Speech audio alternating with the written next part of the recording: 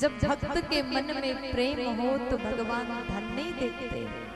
अगर भगवान धन से रिश्ते तो सुदामा से तो बहुत ज्यादा प्रसन्न है भगवान। इनके पास धन नहीं था, जब द्वार पर गए तो 4 मुट्ठी 4 प्रकार के चावल को लेके जाए चले गए। घर से निकले, धीरे धीरे चलते हैं, एक हाथ में लाठी है, एक हाथ में चावल की पोटली है। थोड़ा आगे जाते हैं, फिर गिर जाते, फिर उठ के संभल करके चलते हैं, फिर आगे जाते, फिर गिर जाते। दुबले पतले ब्राह्मण धीरे धीरे चल रहे हैं।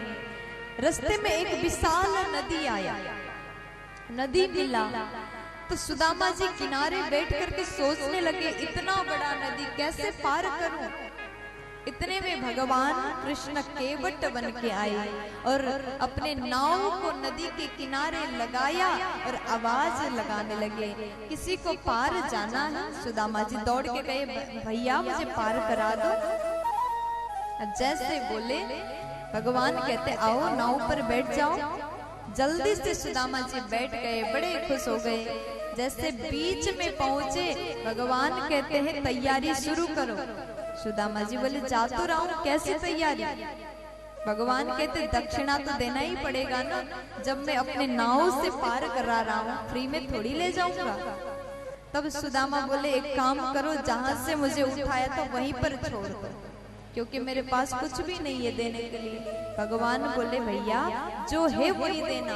सुदामा जी कहते मेरे पास केवल गरीबी है, उसके अलावा कुछ भी नहीं। भगवान बोले तो वही गरीबी मुझे स्वीकार है, वही तुम संकल्प करके मुझे प्रदान करो। आज संकल्प करके सुदामा के गरीबी को उसी वक्त हरण कर लिया। इतने बड़े करुणा निधान है, गरीबी को ले लिया, उसके बाद पार कराया। फिर उसके बाद अब यहाँ श्री सुदामा जी आगे बढ़ रहे हैं। देखो अगर आप भगवान के लिए एक पग चलोगे तो भगवान आपके लिए 100 कदम भी चलने को तैयार हो जाता है।